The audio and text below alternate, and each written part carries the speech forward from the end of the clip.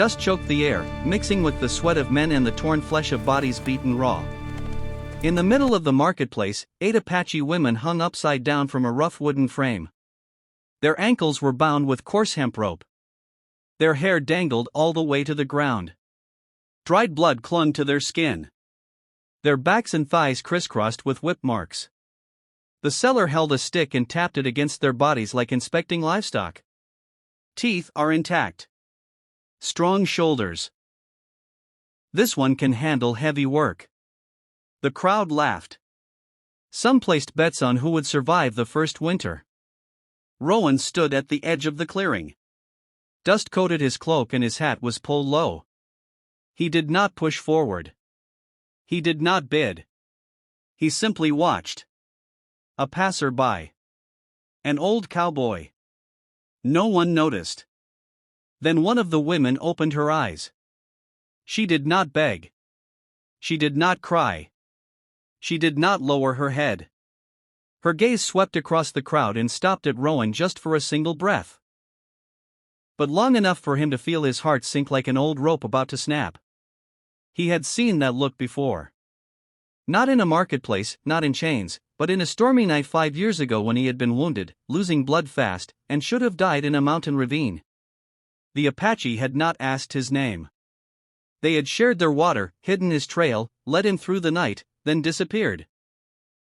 Rowan had never paid that debt, and now 8 women hung upside down before him, and that old debt rose to its feet, tightening around his throat amid the crowd's cruel laughter. The seller scanned the clearing. Any takers? Rowan stepped forward. The dust crunched under his worn boots, and for one breath, the whole clearing went quiet.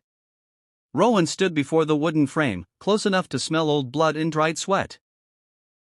The seller squinted at him, eyeing him like a gambler about to burn his last dollar. "Which one do you want to buy?" the man asked, his voice slurred with liquor. Rowan did not answer right away. He looked at each of them. Not to choose, to remember. Those faces were not strangers. The way they clenched their jaws against pain. The way their shoulders stayed loose, refusing to waste strength on pointless resistance. The silence of people who had learned that screaming only made the whip fall harder. He had seen that silence before, 5 years ago, in a mountain ravine where the wind cut like a blade. Rowan had been nothing more than a fugitive then, a bullet grazing his ribs, his throat dry as sand. He remembered the moment clearly when he truly thought he was going to die. No glory, no last words, just a body collapsing in the dirt. Then someone had pulled him into the shadows. They had not asked who he was, had not asked what he had done. They gave him water, bandaged his wound with rough cloth, erased the tracks of his horse. One woman watched him through the night, her eyes filled with worry as if his life truly mattered to her. By morning, they were gone, left him alive, and left behind a debt without a name. "Are you hearing me?" The seller snapped. "You buying or not?" Rowan turned toward him. "All of them." The whole crowd burst into laughter. An old man starting a people farm or buying company for his lonely twilight years? The seller sneered. "You know the price, right?" Rowan nodded. He knew. He knew exactly. This price was not just money. It was a winter with no supplies, an empty ranch, living out whatever life he had left with nothing but bare hands. He opened his leather pouch and laid it on the wooden table. Then a second one, then a third. Silver coins rolled out, clinking one by one, each sound cutting into the future like a knife. The crowd began to quiet down. The seller counted slowly. When he finished, he shrugged. "Congratulations. They're yours." Rowan stepped forward and cut the ropes himself. One by one, they were lowered down. No one said, "Thank you." No one bowed their head. Only eyes followed his every move, cold, guarded.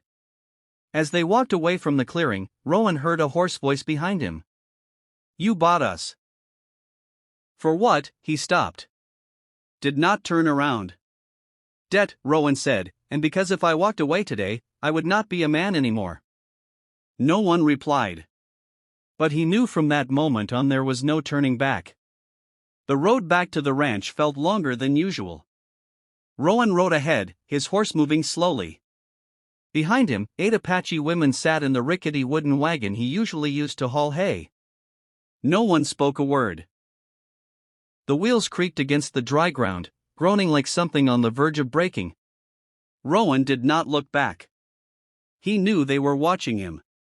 Not with gratitude, with calculation, with the weary eyes of those who had been sold before, deceived before, trusted the wrong person before. When the ranch came into view, a low fence, an old horse stable, a weathered wooden house, no one showed relief. The only thing that changed was their sense of alertness. Shifting from the marketplace to this new place. Rowan opened the gate, unhitched the horse, then stepped aside. He gave no orders, did not point, did not tell them where to go. "You can choose where to sleep," he said, his voice rough. "Water is over there. Food's in the storehouse. No one's going to touch you." No one moved. One woman stepped down last. She was shorter than the others, but her eyes were sharp. She looked around the ranch, at the house door, at the fence. Then she asked, her voice steady without a tremble. "How long until you sell us?" The question dropped like a stone into a dry well. Rowan stood still.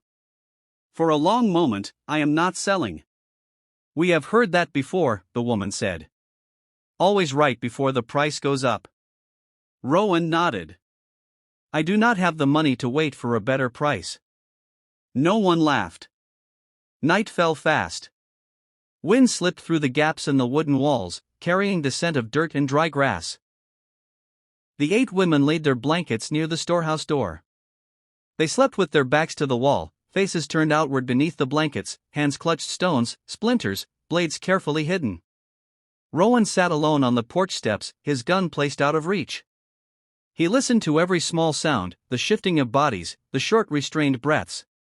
He understood. Trust was a luxury they could not afford.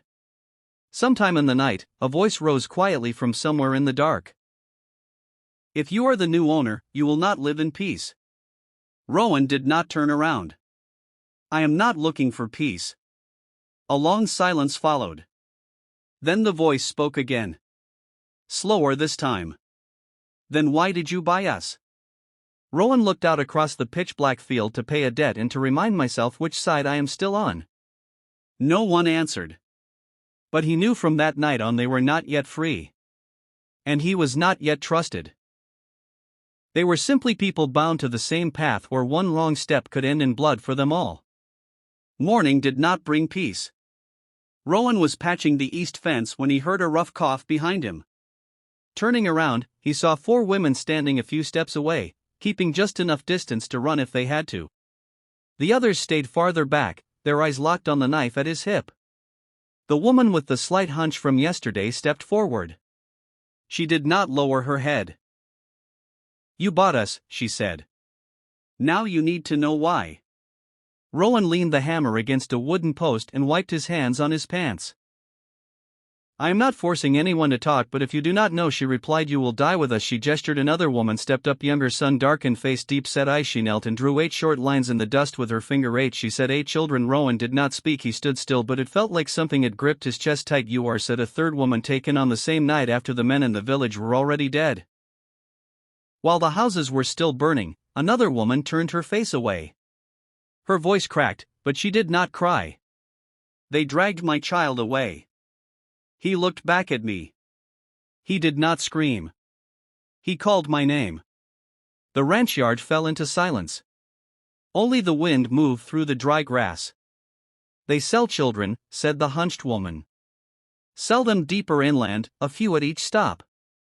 Every time they change hands, the trail fades more." Rowan swallowed hard.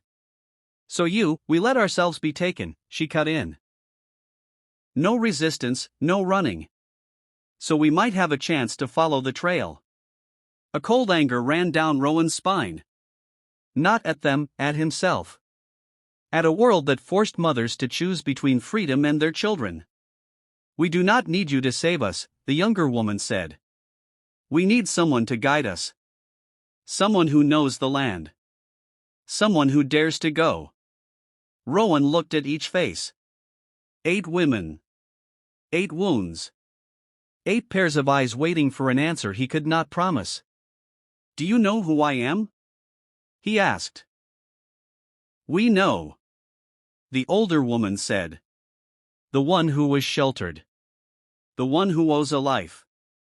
Rowan turned to face the open field. The place he once thought he would die alone. He knew exactly what they were asking for. Not money. Not weapons. But commitment. "If I go," he said slowly, "there will be no turning back. We may not make it home."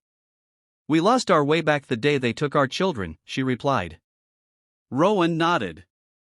"Then we ride." No one cheered. No one said thank you. But from that moment on, the ranch was no longer a place to hide. It became the starting point of a journey where no heart was allowed to break. Rowan left the ranch before the sun reached its peak. He rode alone, carrying his gun, water, and the names of 2 men he had sworn never to seek out again. The first was at a roadside saloon, where the smell of stale beer clung to the wooden walls like memories that refused to fade. Lyle sat with his back to the door, jacket worn thin, shoulders narrower than before. When he saw Rowan, he did not get up. Just smirked. "I figured you were dead," Lyle said. "Not yet," Rowan replied. "But close." Lyle gave a dry chuckle. "What mess now?" Rowan did not dance around it. He spoke of the 8 women, the 8 children, the trafficking trail. No glory, just the truth. Lyle stayed silent. His drink sat untouched in his hand. "Apache, huh?" he said finally. "You're out of your damn mind." "Maybe. You remember the last time I helped you?" Lyle looked up. "I pulled you out of the mud. And you left me when the shooting started." Rowan nodded. "I remember." "Then why are you here?" Rowan laid his hand on the table. "Because this time I am not walking away." Lyle stared at him for a long while. Then he stood. "I am not promising I'll live, but I'll ride." The second man was harder. Evan lived in a torn-up tent on the edge of a mining town. He had once been the best shot Rowan ever knew and the first to run when the blood started spilling. "Leave me be," Evan said when he saw Rowan. "I am not getting pulled back into old business." "It is not old," Rowan replied. "It is about children." Evan gave a short, bitter laugh. "They cannot pay me back with my life." "But if you walk away," Rowan said slowly, "you will live with the shadow of it." Evan turned away. Silence filled the space. Wind stirred the tent, rattling a tin sheet hanging from a string. "I'll go," Evan said at last.